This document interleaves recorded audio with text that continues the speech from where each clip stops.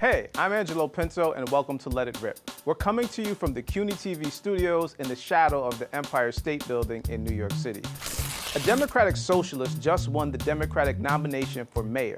Let that sink in. Zohran Mamdani, 33 years old, assemblyman from Queens, son of immigrants, an organizer, and someone who proudly flies the banner of democratic socialism.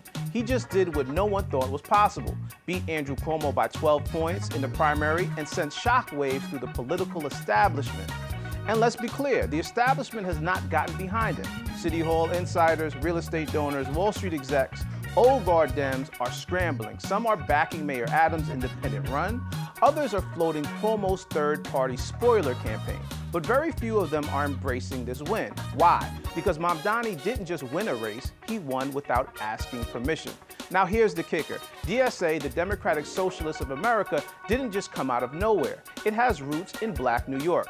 So in some ways, Mamdani's win is not a break from tradition, it's a return to it. So what does that mean? Here to help hash this out are Reverend Kirsten Foy, community organizer, Claire Valdez, New York Assembly member, and Raymond Santana of the Exonerated 5 and former candidate for New York City Council. I'm Angelo Pinto, and this is Let It Rip.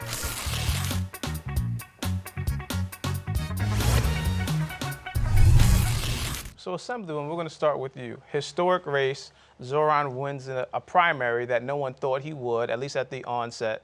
What is your take on the election results, and what do you think it means for the city of New York? Yeah, I mean, it's an incredibly exciting time.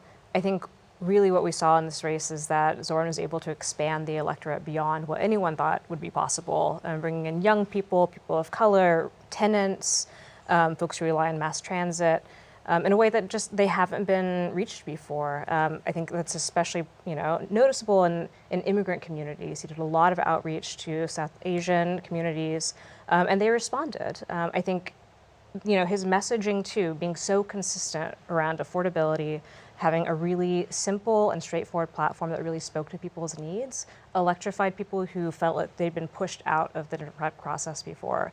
So it's a really, it should be very instructional for the rest of us as we kind of go forward into the next campaign cycles. This is exactly how you reach people who feel like they have no place in democratic politics. They absolutely do.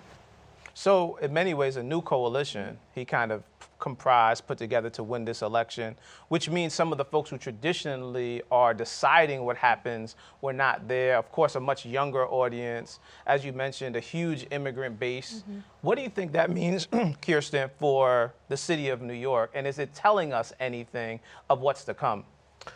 I think it's an exciting time. I'd like to echo the Assemblywoman's sentiment. It's an exciting time.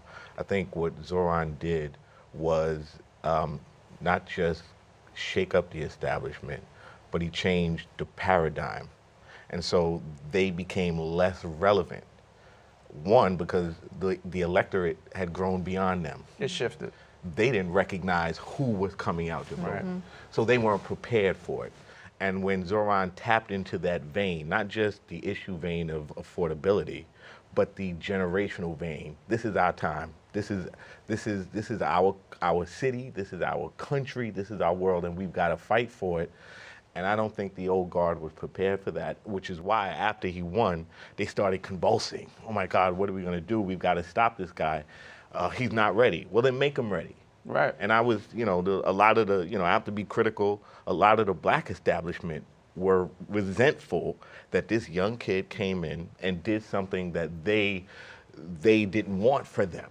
We're gonna touch on that in a moment. I don't want to jump into that too much no now. problem. But Raymond, you were running for city council, and you kind of were, I guess, intimately involved in what was happening. Not only seeing the mayoral election, but watching your own campaign. What do you feel this means, right? One of the other members of the Exonerated 5, Yusuf Salam, recently became a city council member, which many people feel like is good to see representation that looks diverse. Yes. Do you think Zohran's election speaks to that, or do you think it's an anomaly? I think it does. I think that it speaks to the people, especially those who aren't heard. When you look at the incidents that also plague our community, right, you have the whole Gaza situation, right, with Israel, and people start to take a stance. And so even though Zohran is Muslim, but he comes out representing a base that's kind of silent. And And it becomes a call of like liberation. Like we need to be heard. You know, our young generation aren't being heard. And so, you know, when you give them that ear, they're gonna respond. And we've seen it firsthand how much they respond in masses. It's interesting what you're saying, because some may say that Zohran's election is a response to Donald Trump. It's a response to what's happening around the country, and seeing a candidate who can respond to it and at least present a platform that can address it. But the question becomes, will that translate to transforming the city of New York for New Yorkers? Assemblywoman, what do you feel about that? Is this a campaign that was speaking to national issues and national concerns? And will it translate to really meeting the needs and changing the city of New York for the better?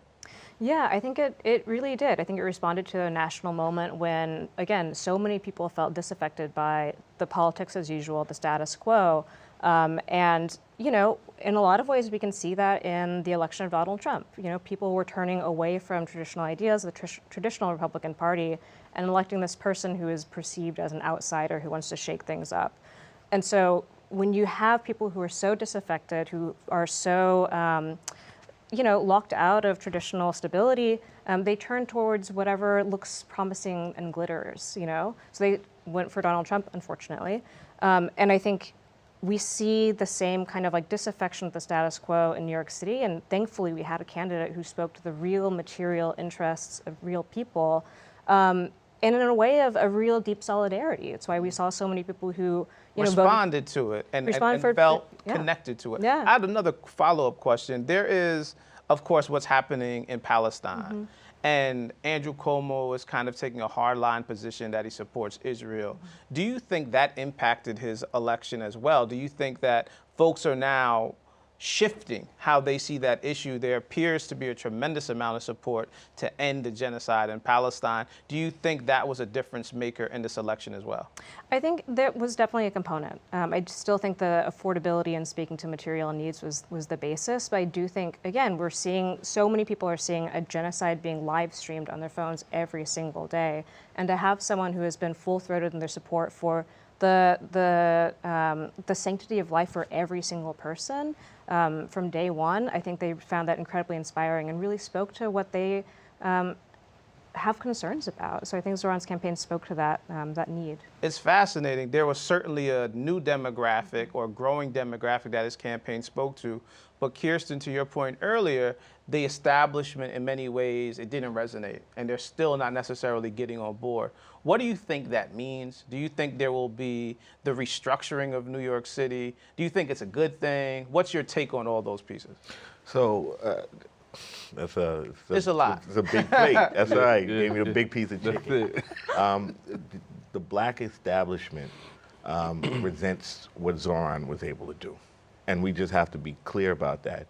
Many of them represent the moneyed interest of the city, and that's how they acquired power. That's how they got in the positions they were in.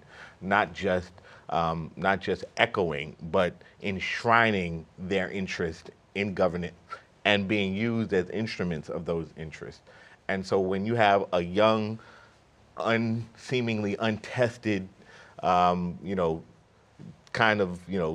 Turk out there who just is not asking for permission and is taking for his generation what they are entitled to, it was disturbing for many of them. And they still don't know what it means for their place in the world now. Because what Zohran proves and what his formula proves is that you don't have to go the traditional route and be anointed by the moneyed interest. You can do this thing authentically and genuinely and not lose your core sense of values. Many of the older, they had to abandon their core values and it was a trade-off. They bartered their values for power, and Zohran He didn't do the same thing. He didn't have to do that. Yeah. Very interesting. I think, Raymond, some of the folks who supported your campaign, folks might say, are the traditional establishment. How do you see that playing out? Do you think this is a moment where the traditional establishment can get on board? Do you think it won't happen? What's your take on those pieces? No, I believe that it's definitely time for change, right? With a big campaign like Zohran, it kind of shadows, like, let's say for my race, right? We don't get that many people come out to vote. They're disgruntled, they're upset, and they only know about the mayoral race. and they don't see the significance or the importance of a city council race, right? How that goes into land use and how that goes into budgets and messing with bills. And so they kind of lose the fundamental, the foundation, because they're so focused on the big picture. And I think that's the only negative that I do see. That there's a disconnect from the establishment and what's happening on the ground with Yes. everyday New Yorkers. Now, it's interesting because some may say Zohran's campaign may not get to the folks who are traditionally forgotten about and left out, right? The folks who are leaving New York, the folks who, like in East Harlem, where you see a tremendous amount of mental health and drug issues. Yes. I don't know if the campaign spoke to that. Do any of you feel like his campaign speaks to the needs of the New Yorkers who traditionally are left out, or is it a campaign that's speaking to this new emerging New York that's happening? For me, that was the reason why I didn't choose a mayoral candidate, because I felt that with the needs of East Harlem, and we all have seen them, I felt nobody spoke to those needs. And so for me, it was for me to hold that place of East Harlem and say, no, we got to be heard first before we cast our vote. And that's a fascinating point. And I would love to hear both of your thoughts on, is Zohran speaking to this emerging New York? Does he get to the underserved, the folks who are traditionally forgotten, or do they remain forgotten as a new kind of New York emerges? No, I think his campaign is intending to speak to everyone, and I think we saw that throughout his campaign. He'd go to any place anyone wanted to meet with him. He'd travel all over New York City. He walked from the very top to the very bottom just a couple of days before election night in an attempt to really directly reach out to people. And again, the message around affordability, around childcare, freezing the rent, fast and free buses, those resonate with a broad swath of working class people, no matter where you live in the city. And I think as we move on to the general campaign, I think we're going to see even more outreach to folks who might not have come along at the beginning, but maybe now will. Reverend Foy, the same question. So is Zohran's campaign, of course, great campaign, innovative, speaking to national issues, do you think it gets to the underserved folks of New York who are traditionally forgotten? The short is yes. And I think it's a reflection of who he is as a candidate, as an individual, but it is also an imperative as activists, people like yourself, like you, like me, who will not allow him to ignore that base. So it's not even an option for him to do it. If you're not prepared, we're here to educate you. And I think the difference between the caliber of people in this room who are having this discussion versus those who came before us, who I take nothing away from, they suffered, they sacrificed, they opened doors for us, but now they are seemingly closing the door on this young man, and we can't allow that to happen, and we won't allow that to happen. We won't allow the establishment to do to the next generation what they did to us. That's a fascinating point, because Zohran really signaled a huge change, I think, not only in the New York landscape, but I think beyond. But it also signals what's necessary, I believe, in many ways, to make sure he keeps his promises and does what potentially he could do. Fascinating and much needed conversation around the fractures in the Democratic Party. I'd like to thank my guests, Raymond Santana, Kirsten Foy, and Claire Valdez. When we get back, we'll discuss this even further. My name is Angelo Pinto, and this is Let It Rip. Welcome back to Let It Rip. Let's go back. David Dinkins, our first black mayor in New York City, champion of the Democratic Party, and one of the most prominent voices of the Democratic Socialist Party as well. Dinkins' involvement in organized democratic socialism rose and fell throughout his life, but he was never ashamed to be associated with the socialist cause. In 1990, during his inaugural year as mayor, Dinkins gave a welcoming speech to a meeting of the Socialists International organized by DSA, something most people leave out or don't mention when discussing David Dinkins. So Zohran Mamdani, if elected, will be the second socialist to run New York City. Yet many black folks have reservations around his candidacy. Recently, there was a major convening in Brooklyn, New York, looking at some of the concerns around DSA, the political infrastructure Zohran Mamdani is a part of, to address whether they're doing enough to support and listen to the concerns and needs of black residents. Here to discuss is Eon Tyrell Huntley, a leader in the New York City DSA chapter and former candidate for New York Assembly. And still with us is New York Assembly member Claire Valdez and Reverend Kirsten Foy. So folks, we're going to jump right into it. There appears to be some challenges around DSA. That, in many ways, was the political infrastructure that moved Zohran to do what he did. But there appears to be a disconnect amongst black folks. Kirsten, what's your take on it? Do you think there's room to resolve it? Or do you think that's going to be a challenge moving towards the general election? Well, as a 25-year resident of Bed-Stuy, I had a front row seat to the struggle between the DSA and the black political establishment. I am an activist, so I was never a part of the traditional black political establishment, but I didn't honestly feel at home in the DSA. And part of that was because they seemed to represent the political interest and concerns of the people who were gentrifying us out of our communities. And at first glance, you think these people are not just taking our homes, but they're taking our political power as well. But when you examine what the policy and what the philosophy of the DSA is, and you marry that to our own political struggles as activists and black folks in America, not just David Dinkins, but Reverend Dr. Martin Luther King Jr. identified himself as a democratic socialist. We see there is a historical thread and lineage. But you feel like there's a disconnect in how the lineage or the actual, I guess, impact of DSA is having on black New Yorkers. You spoke to this piece around gentrification. So Ian, I want to pull you into this conversation. What do you say about that piece, that DSA is in many ways not responding specifically to the things that black folks care about? And of course, you were part of this convening that just happened in Brooklyn that I think in essence was to respond to some of those concerns. So share your thoughts on this. Yeah, no, these are excellent and great points, and something that has animated me and how I have organized since running for office and continue to organize. And part of that includes the conversation and dialogue that we had. I think this is a fair criticism of DSA. It's something that I'm a part of a caucus called Afro-Socialists, and this is it's a caucus of black and socialists of color. And so we talk about this a lot. It's something I talk about a lot myself. And where do you think the disconnect is? Because since you're a part of DSA, you're also black, right? Yes. So what do you think the disconnect is around this issue, and how do you think you bridge it, if you can? I think it's a fair criticism because I think DSA has the best intention, and we are aligned in terms of what we're fighting for in terms of being activists and organizers. However, I think that especially in a community like Bed-Stuy that has a rich historic tradition of black politics and where black power exists and was fought for and hard earned, that there was an opportunity to really build off of that work that those who already are elders that exist in that community have done. And I think that, running for office, I've been able to try to do that as I, continue to be and organize in the community. But I do think that prior to this, there wasn't necessarily the kind of development and community that I would have hoped to see.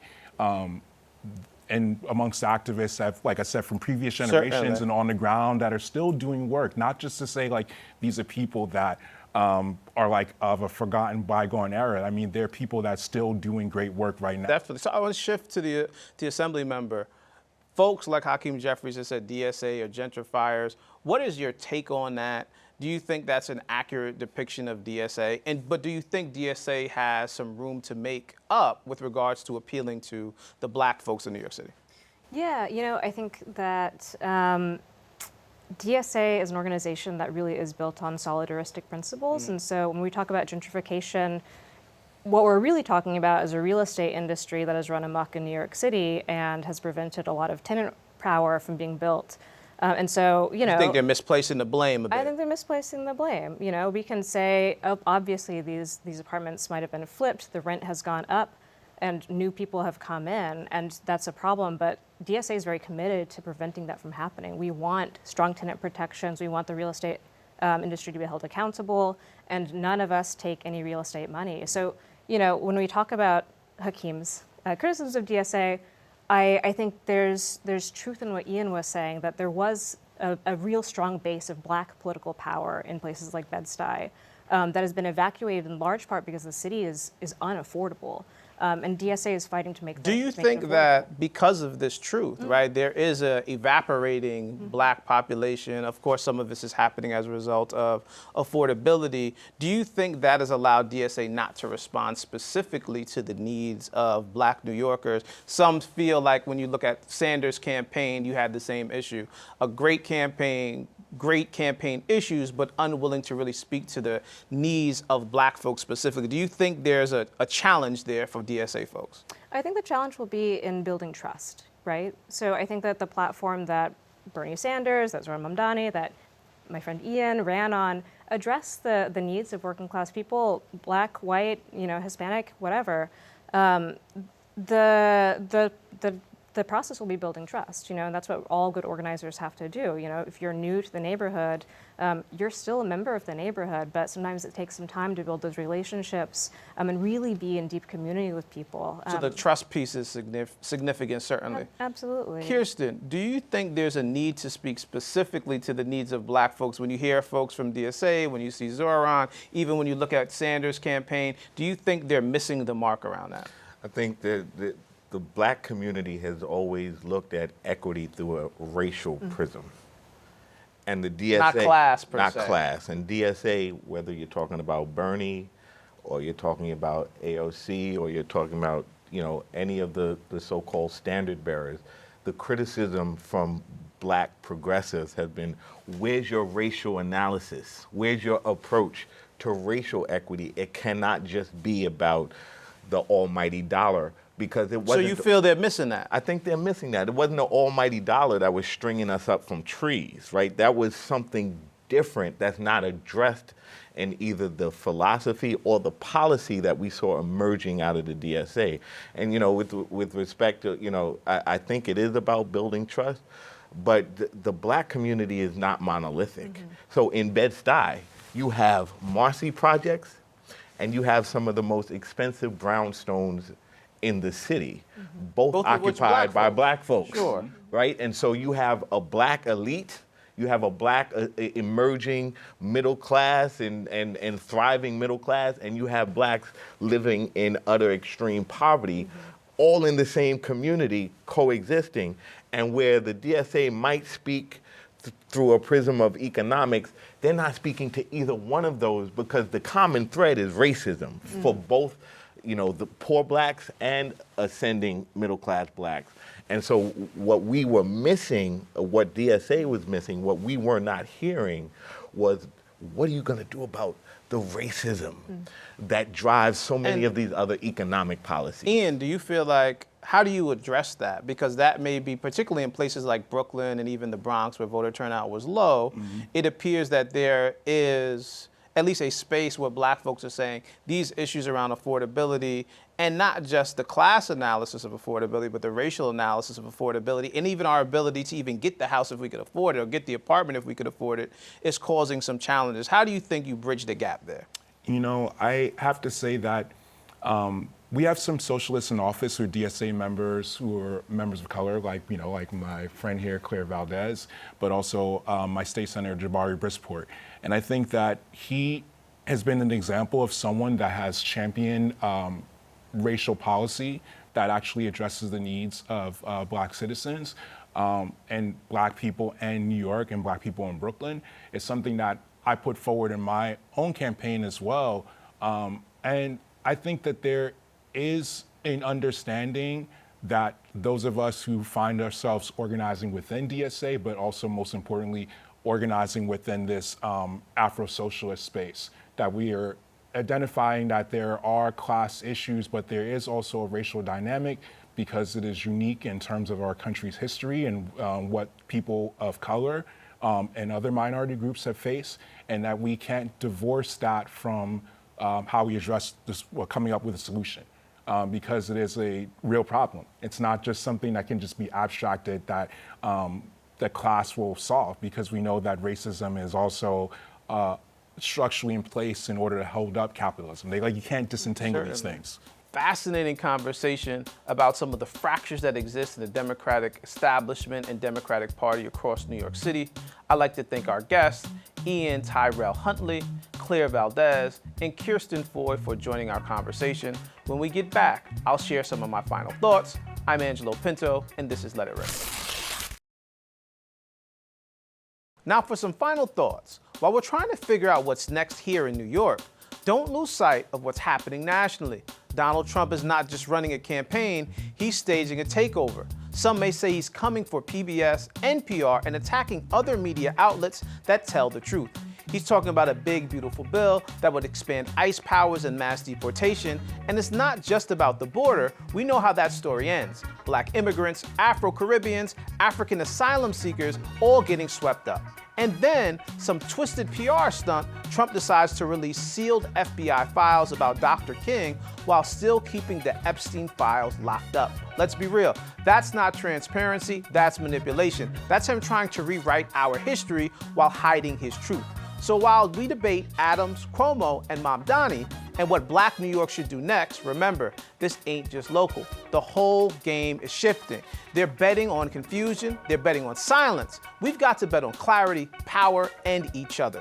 Because if we don't organize here, we'll be erased everywhere. I'm Angelo Pinto, and this is Let It Rip.